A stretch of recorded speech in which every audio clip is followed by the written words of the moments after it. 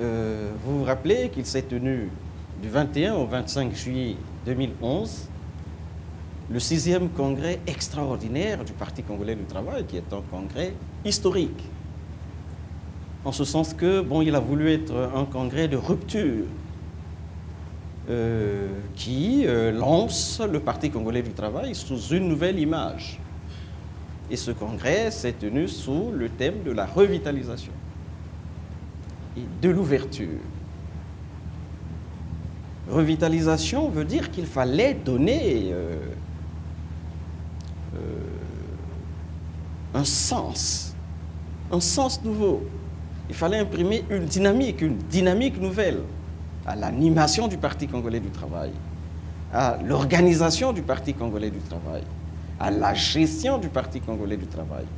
Il fallait donc insuffler un sang nouveau, redonner vie à un parti qui, entre-temps, était dans une situation déplorable d'apathie.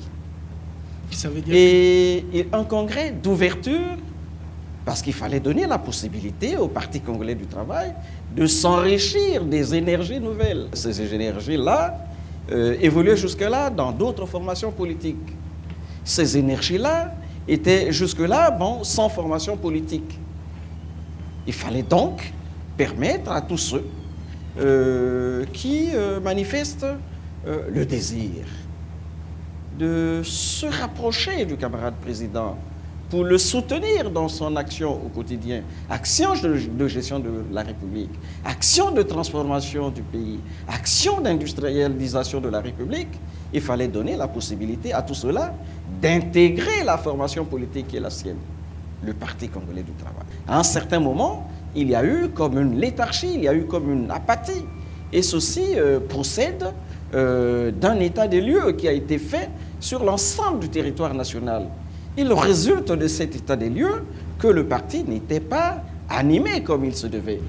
Et cette appréciation est une appréciation de la base qui a exigé que ça change. Il y avait aussi des corrections à apporter dans notre façon de nous organiser. Et ça, c'est des prescriptions de la base. Le président du comité central, prenant acte, a pris l'option d'amener le Parti congolais du travail vers un congrès extraordinaire. Et ce congrès s'est tenu du 21 au 25 juillet, j'ai dit, c'était pour redynamiser le parti, pour lui garantir un fonctionnement qui soit en phase avec les exigences du contexte, un fonctionnement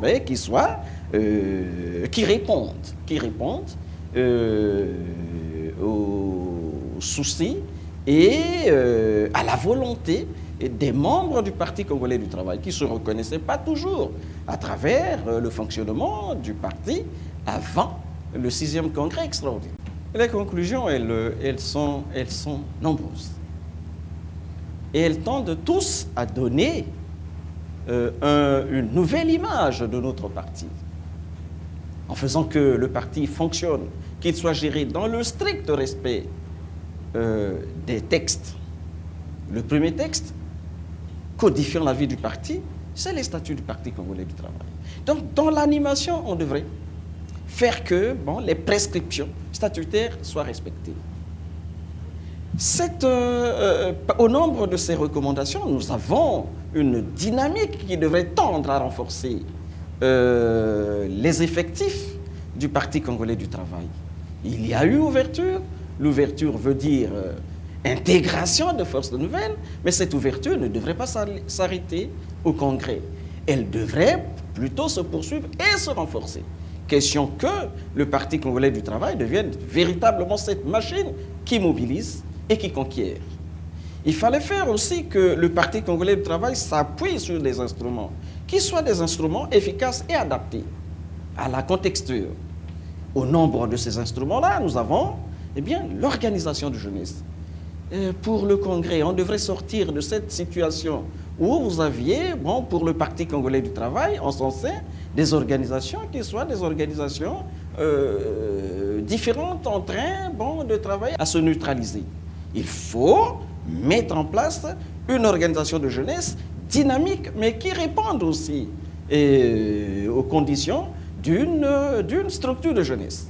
Ainsi, par exemple, on a pris l'option de faire que on ne soit pas animateur, qu'on ne soit plus membre de cette organisation qui devrait être créée et qui va être créée si on a déjà dépassé 35 ans.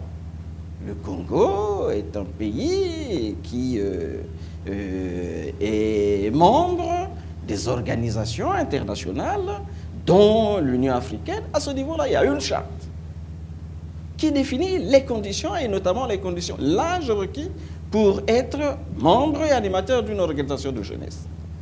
Et au nombre de ces conditions, il faut avoir 35 ans ou plus, au moins 15 ans. Mais vous ne pouvez pas, à 50 ans, à 60 ans, être membre et dirigeant d'une organisation de jeunesse. Mais ce qui ne fut pas le cas lorsque on voit les organisations dont disposait le Parti congolais du travail avant le 6e congrès. On a dit que cette situation est à corriger. Il faut mettre en place une organisation unique de jeunesse, de même qu'il faut mettre en place une organisation unique de femmes, qui soit véritablement des forces de mobilisation et d'encadrement des jeunes et des femmes en parfaite harmonie avec les critères qui sont posés au niveau international. Et ça, c'est une des options du Congrès, et nous travaillons progressivement à mettre en œuvre cette option-là comme certaines autres. On a dit par exemple, pour que le parti soit bien tenu et que l'on ne vive pas des situations de paralysée, on met un terme à ce qu'on appelait le cumul. Le cumul veut dire quoi? Moi, je suis secrétaire général du Parti congolais du travail. Je suis donc à une fonction d'animation permanente du parti. Il est exclu que je sois membre du gouvernement. Il est exclu que je sois membre du bureau d'un parlement. Il est exclu que je sois président d'une commission permanente, président du groupe parlementaire. Voilà les options du Congrès. Je cite là certaines options. Elles sont nombreuses. Aujourd'hui, en termes de bilan, qu'est-ce qu'on peut dire? Mais la procédure a été engagée. Il fallait d'abord faire que chaque citoyen, que chaque jeune intériorise la recommandation, l'option du Congrès. Nous avons fait ce travail de sensibilisation.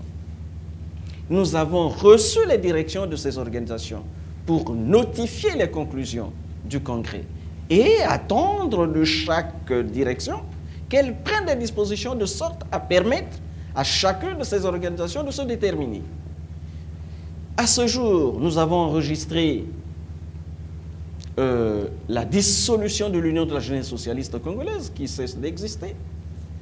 Et nous avions constaté que du côté du KDDMJ, il y avait une certaine réticence. Nous avions laissé le KDDMJ creuser sa réflexion, quitte à se déterminer, mais nous sommes là sur les préparatifs du Congrès. Le Congrès de l'Organisation unique de jeunesse va se tenir. Si d'ici là, le KDDMJ prend l'option de se dissoudre, c'est tant mieux. Le KDDMJ comme structure va intégrer le comité préparatoire de ce Congrès. Si le KDDMJ dit non, mais nous continuons le travail et nous allons installer l'unique organisation de jeunesse pour le compte du PCT. Lorsque nous aurons mis en place l'organisation unique de jeunesse, si le KDDMJ choisit de se tenir à distance, la sanction veut dire que le KDDMJ, dans ces conditions, n'est plus sous le contrôle du Parti congolais du travail. Nous prenons acte. Mais nous n'avons pas d'autorité à décider de la dissolution d'une structure, non. Mais nous avons là-bas, je crois, des jeunes qui sont attachés au Parti congolais du travail et qui, à ce moment-là, choisiront s'ils prennent l'option de l'autonomie vis-à-vis du PCT au profit du KDDMJ, qui, disons-le en passant, est une création du Parti congolais du travail.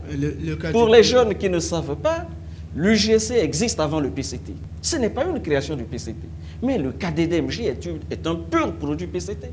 Mais si après la mise en place de l'organisation unique de jeunesse, le KDDMJ observe l'attitude qui est la sienne jusque-là, si le KDDMJ ne se conforme pas à la ligne, mais nous constaterons. Mais auparavant, nous ne pouvons pas préjuger.